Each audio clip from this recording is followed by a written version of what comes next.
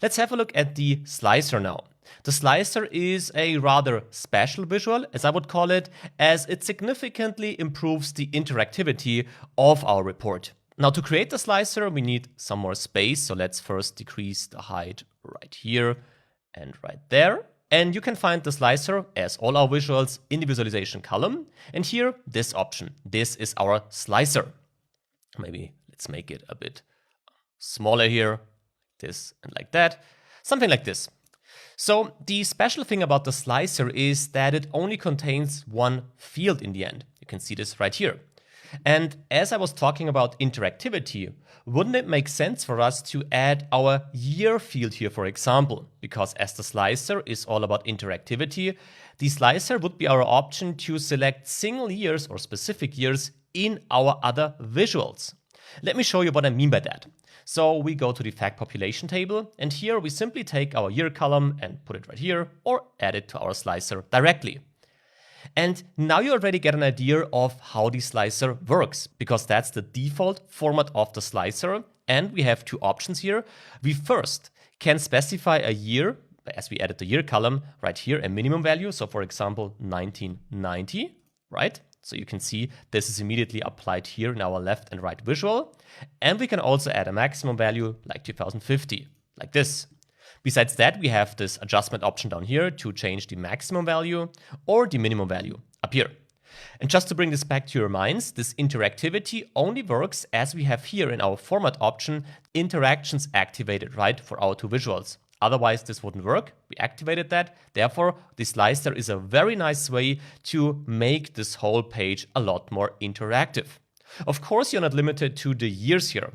If you would have a project where you talk about different products, for example, where you talk about different people, different regions, anything like that, so anything you might want to use to further specify or to dynamically specify the information that should be displayed in other visuals, then the slicer is the perfect choice. The slicer is not limited to this display option, so to say. This is just the default one. And if you add a field to the slicer as we did it, this little arrow appears. And if you click onto this, you can change the type of the slicer. The default one here is between, but you also have list, which looks like this and allows you to select individual values. You also have the drop down, which is basically like the list, but just, as the name indicates, with a drop down option here. And you also have between with the less than or equal to option here, which would be, basically between, but just with the option to change the maximum value. And you also have the same thing with greater than or equal to, where you can change the minimum value. For the purpose of this course project, I would like to take the list option though, as it's the perfect slicer type for our purposes. It's not perfect yet though, as we have this orientation issue, as I would call it, because this way it is being displayed, not the best one here. For that, we can go to the format options right here, and there in the general menu, we have this orientation menu. We can change this to horizontal here, and with that, we are getting closer to what the slicer should look like, because I actually want to increase its width here to the right and to the left. And then I would like to decrease the height a bit, because it should be positioned above our other visuals here in the end. We are not there yet, so let's again go to the format menu and let's maybe close this general menu. Here we have an issue because the font size of the slicer header was decreased automatically due to the limited space we have right here, but we can just unselect the header either way as we don't need it, so this problem is solved. Then, as a next step, I would like to work on the individual items. Items here in the slicer are our single years that we have. For this, we can go to the items menu down here. And there I first want to change the font color, let's say to this white one to improve the readability. As a next step, I would like to change our background color. So this default background color of our slicers here. I actually want to have a brighter color scheme. Therefore, let's go to background and select maybe this one.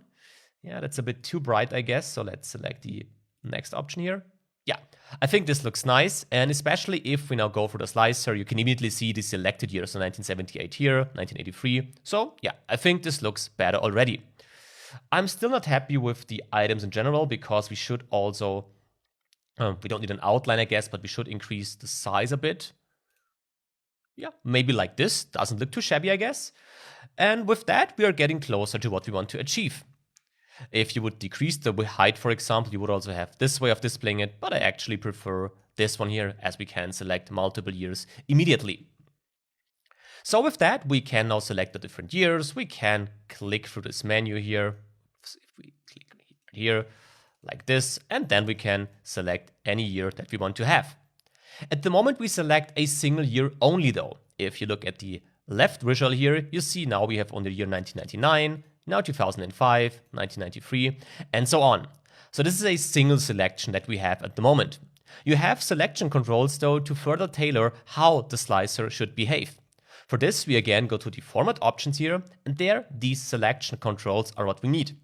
At the moment, we have the single select option turned off and multi-select with control turned on. What this basically means is if I don't press control on the keyboard, I select individual years, so 1 year only. If I would press control and hold control on the keyboard, I could select multiple years. You can also see this in the left visual again. Now we have all these years active. If I select another one, a single one, the other ones are unselected. We can also unselect this multi-select option right here. And now you can select multiple years without control. So you can click right here, right there, and right there. But if you hold control, this doesn't have an effect. So you can only unselect selected years if you reselect the year. And that's not very comfortable in many cases. Therefore, what you can also activate is the single select option. Single select now simply works like this, so we can select only individual years. This was basically the option that we had before, so if I unselect this and turn the multi-select back on again, you can also select this one here. So in my opinion, the multi-select with control option is a pretty nice one, as you have the single selection, and if you need it, you have multiple years, which can also be selected. Besides that, we also have the select all option down here. This is simply an additional button, so if we select this one, see that the look of our visual changed a bit, as if we go to the beginning here, whoops, some clicks ahead here, we have this select all option. So if I click onto this button, you have all data selected. I think for our project, this might actually be helpful. So let's keep this one and let's therefore increase the height a bit of our slicer. Yeah, like this. And let's unselect all. And let me maybe put this up a little bit. Like that. So like this, we select all values to bring the visual back to its initial state. We can then press it again to have our default selection option back. And if you now go to the right, you can again select the individual years. If you then click it again, we are back with our entire data being displayed. So this is how the slicer works in general. As you can see, this is a quite helpful visual. And in the next lectures, we'll dive into more visual types and also use these in combination with the slicer.